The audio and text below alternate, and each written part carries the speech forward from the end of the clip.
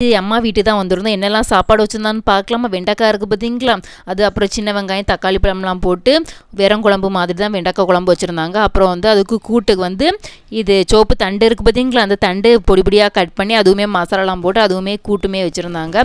அப்புறம் காட்டு நெல்லிக்காய் இருக்குது பார்த்தீங்களா, அது வந்து அவிச்சு அழகாக மசாலாலாம் போட்டு அதுவுமே ரெடி பண்ணி வச்சுருந்தாங்க. அப்புறம் துவையல் இருக்குது பார்த்தீங்களா, அது வந்து அரைச்சி வச்சுருந்தாங்க. மழைக்கறினால எல்லாமே சாப்பிட முடியாதுன்னு சொல்லி எல்லாமே கொஞ்சம் கொஞ்சம் வச்சு ஃபைனல் வந்து லஞ்சுமே சூப்பராக சாப்பிட்டு முடிச்சாச்சு. ஒயிட் ரைஸ், அது கூட வந்து வெண்டைக்காய் குழம்பு, அப்புறம் வந்து துவையல், அப்புறம் நெல்லிக்காய் ஊறுகாய், அப்புறம் வந்து சோப்பு தண்டு கீரை கூட்டு எல்லாம் வச்சு அழகாக சாப்பிட்டு முடிச்சாச்சு.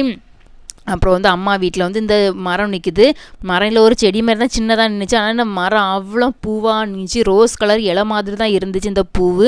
ஆனால் அதுக்குள்ளேயுமே ஒரு எல்லோ கலர் பூ நான் இப்போ தான் பார்க்குறேன். அந்த ரோஸ் கலர் பூவை பார்த்துருக்கேன், ஆனால் உள்ளாடி இருக்க எல்லோ கலர் பூவை பார்த்ததில்ல. அதுவுமே நல்லா இருந்துச்சு பார்க்குறதுக்கு. மரம் ஃபுல்லாமே கொத்து கொத்தாக பூத்து இருந்துச்சு. அப்புறம் ஒரு பெரிய தடியங்காய் இருந்துச்சு. தடியங்காய் வந்து நல்லா பெருசாக இருந்து அழகாக தொங்கி கிடந்துச்சு. பார்க்குறதுக்கே நல்லா இருந்துச்சு. அப்புறம் வந்து நிறைய குட்டி குட்டி காய், அப்புறம் வந்து நிறைய பூவுமே இருந்துச்சு. மேலே இருந்த அந்தளவுக்கு எனக்கு வீடியோ எடுக்க முடியல. அப்புறம் பூவை பார்த்தீங்களா, நிறைய பூவுமே இருந்துச்சு. இது வந்து 2வது காயின்னு சொல்லியிருந்தாங்க. முதல்ல ஒரு பெரிய காய் காய்ச்சிருந்து பொழுது. அப்புறம் வந்து நிறைய அந்த சீத்தாப்பழம் இருக்குது பார்த்தீங்களா, அதுவுமே பெரிய பெரிய காயாக நிறையா இருந்துச்சு. இது வந்து நல்லா விளைஞ்சிருக்குண்ணா பார்த்தீங்களா, சிவப்பு கலரில் அழகாக நல்லா முள்ளெல்லாம் விரிஞ்சு போய் நல்லா விளைஞ்சு போயிருக்கு. இதுவுமே காய் நிறையா இருந்துச்சு.